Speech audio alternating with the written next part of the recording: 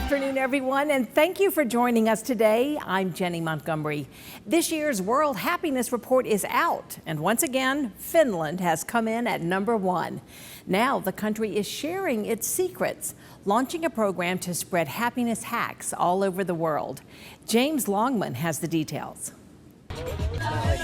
What's the secret to happiness? Finland might have the answer.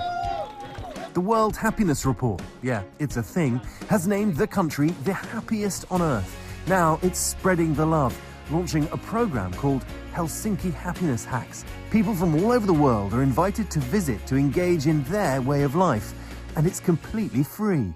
I'm a complete and total nerd that hasn't been able to travel much in his life. For New Jersey teacher Joplin James, the program was all about seeing the world and improving himself. I kind of fell off of taking care of me. I gained a lot of weight. I developed type 2 diabetes. New Yorker Ginny Bartolone applied on a whim, hoping to meet new faces after disconnecting from people during the pandemic. This experience, I hoped, and it very much has succeeded, would fulfill my belief again in people connecting. The 5-day itinerary in the capital city of Helsinki, all alongside so-called happiness hackers. One of those shiny happy people, Nina Salmi. The 70-year-old is known around the city for her skateboard skills and says she focused on her own happiness 10 years ago.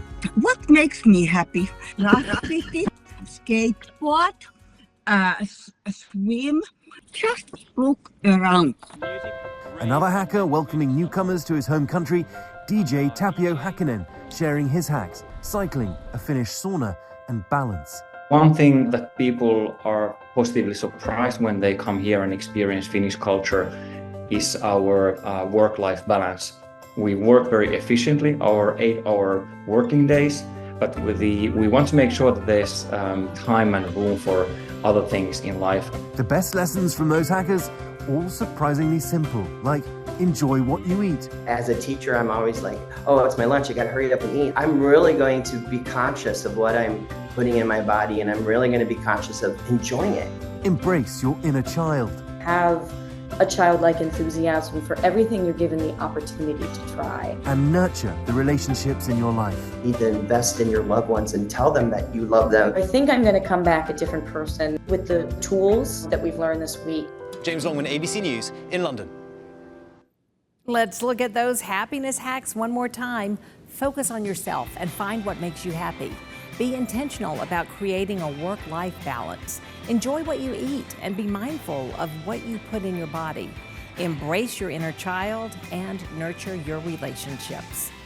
When we come back, we'll talk with a local woman who has been practicing a healthier and happier way of life for 10 years. Nayna Mistry shares her health journey and the motivation for it after the break. Welcome back, everyone. I mentioned at the top of the show that we have one woman's story today of her personal health journey.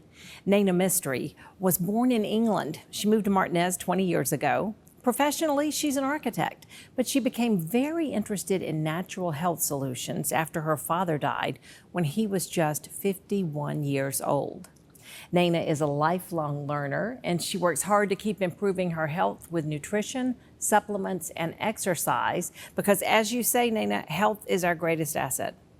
It is, Jenny. Thank you so much for having me. I'm so glad that you're here because I think this is so interesting. You have been on your own personal health journey, and the before and after photo that you shared and that our viewers saw just a few moments ago, that's something you're really proud of, and you think about that.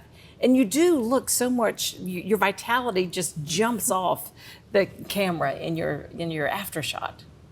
Thank you. Yes, it's been a journey that I've been on for a number of years, but a lot more seriously in the last 10 years. Mm-hmm. And as you said, my father passed away at a young age, yeah. And seeing his lifestyle and how he worked multiple jobs and didn't have time for self-care, it really inspires me to do much better for myself. Mm-hmm, mm-hmm. One of the obvious things is the weight loss that you've experienced, and also there's no inflammation. You know, the picture, you have the one picture where you really see the inflammation.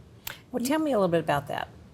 That's right. So when we take better care of ourselves, our body just does what it's naturally meant to do, which is perform at its highest optimum level. And when we're not taking care of ourselves, or we're eating the wrong foods, the wrong drinks, not taking care of exercise, and lifestyle choices are poor, it shows up on our face and our body. And I never realized that until I actually underwent a transformation for myself. Now, you talked about some of the lifestyle choices that you can make to improve your health. Get a little more specific with me about that.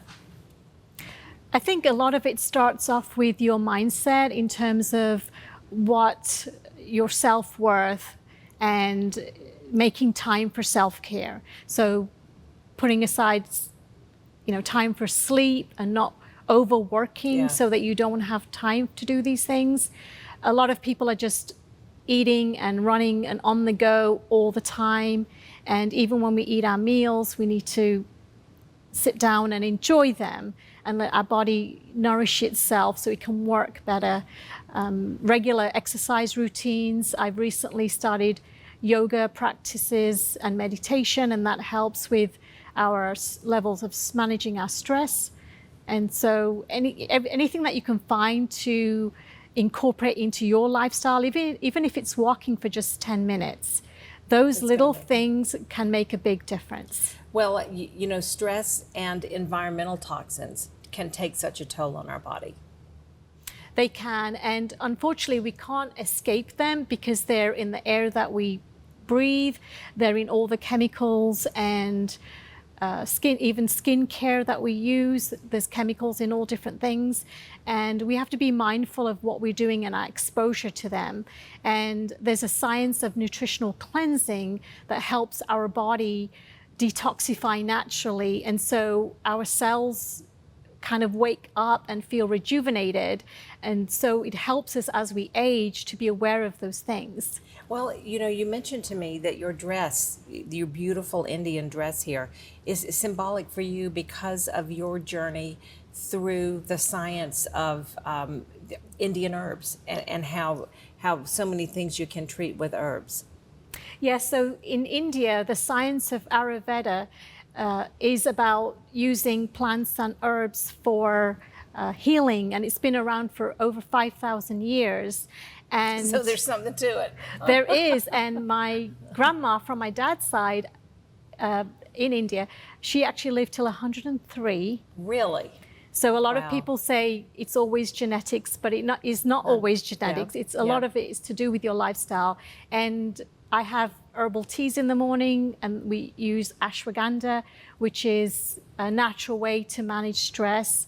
So it can help us to get through the day without getting reactive or feeling under pressure. So that's helped me a lot.